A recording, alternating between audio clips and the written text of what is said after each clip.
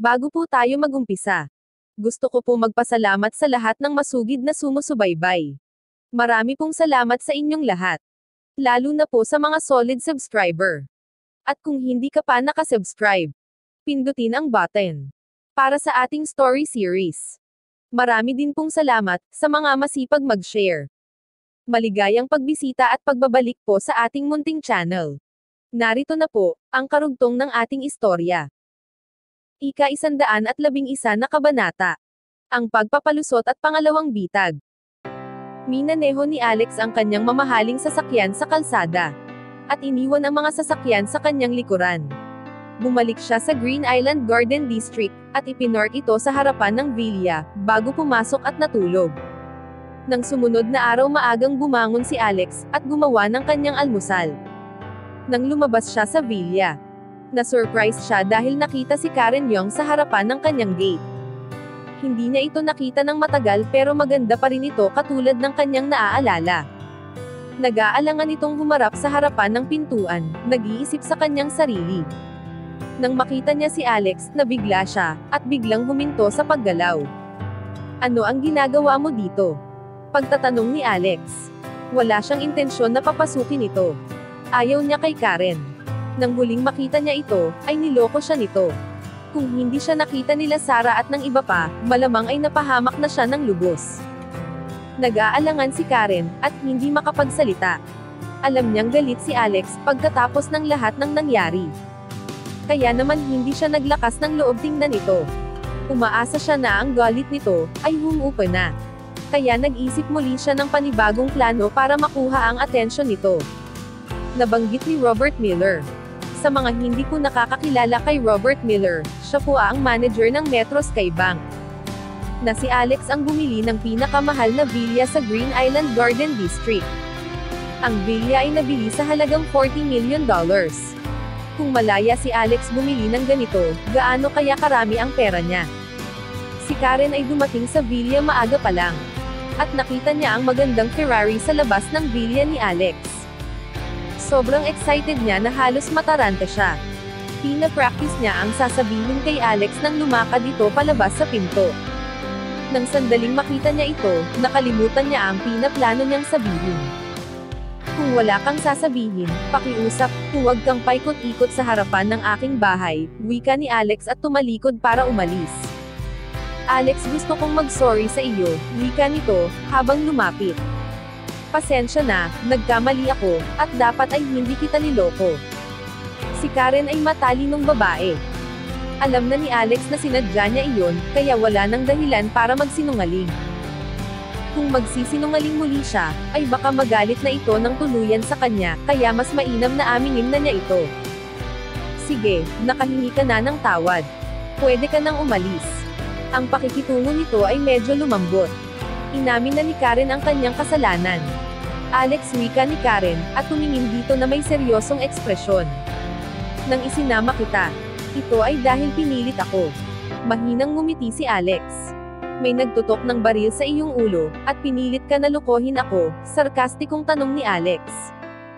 Hindi, Alex, makinig ka sa akin, wika ni Kelly, habang umiiling ang ulo.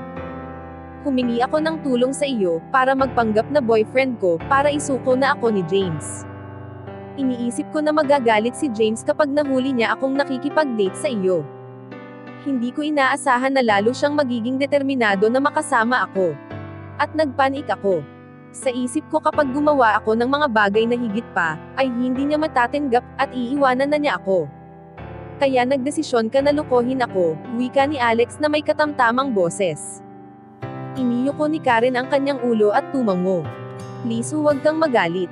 Alam ko na hindi maganda iyon, pero nag-aalala ako na kung malalaman mo ang aking intensyon, sigurado na hindi ka papayag sa aking plano. Ang gusto ko lang ay isuko na ako ni James.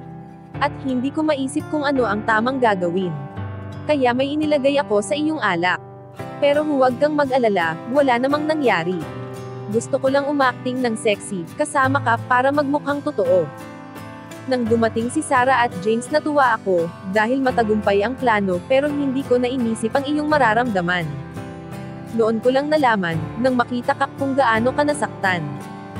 At naisip ko na nakagawa ako ng maling bagay.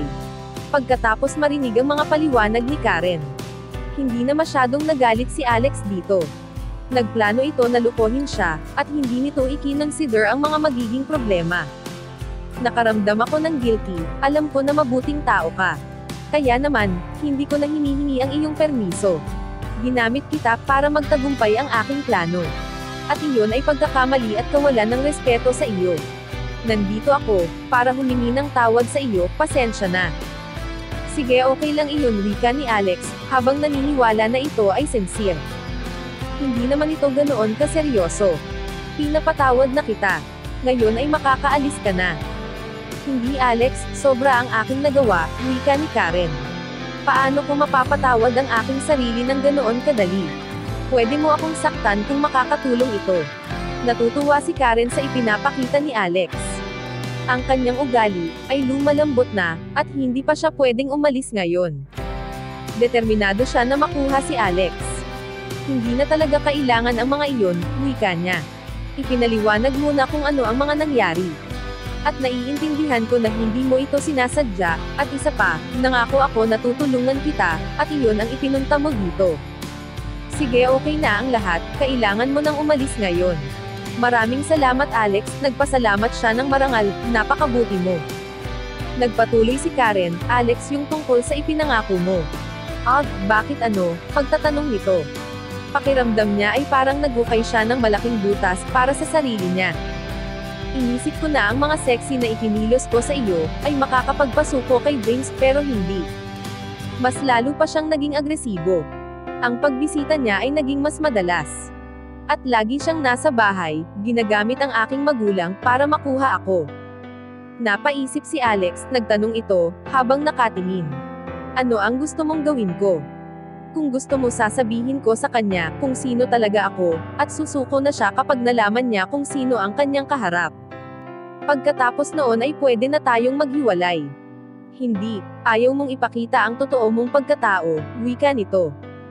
Isa ka pang estudyante, at pagmumulan ito ng maraming problema na darating sa iyo. Huwag mong gawin iyon. Kapag ipinakita na ni Alex ang tunay niyang sarili, magkakaroon siya ng maraming kakumpetensya. Malamang, ang pinsan niyang si Sarah, ang mangungune na agawin siya. Bumalik na lang tayo, katulad ng dati. Magpanggap ka lang na boyfriend ko. Hindi ba parang useless na ito? Tanong ni Alex. Paano ito hindi gagana? Pagtatanong niya na may pilit ng ngiti. Hindi tanga si James. Kung maniniwala siya na matagal na tayong magkasama, at mahal na natin ang isa't isa, malalaman niya na imposible nang maghiwalay tayo. May isip niya na kailangan na niya akong iwan. Sige, sumang-ayon si Alex na parang labag sa kanyang kalooban, at huminga ng malalim. Ngumiti si Karen ng masaya habang nakatingin sa magarang bilya at mapormang sports car na Ferrari sa labas. Alex, ang lugar na ito ay maganda, at ang Ferrari ay astig. Hindi pa ako nakakaranas ng kahit ano sa mga ito.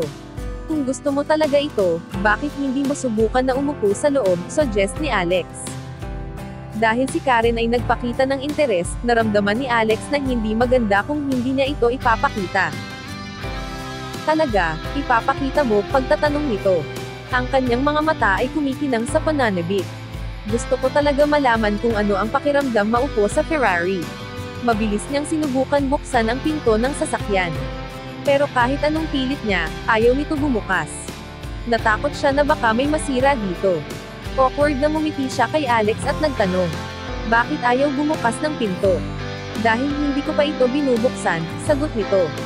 Inilabas nito ang remote at pinindot ang button, at tuluyan ng bumukas ang pinto ng sasakyan. Namangha at napatahimik si Karen. Pumasok siya sa loob. Gusto niyang ilabas ang kanyang cellphone at mag-selfie sa loob ng sasakyan habang nakaupo dito. Pero, nag-alala siya na magmukhang masama sa paningin ni Alex.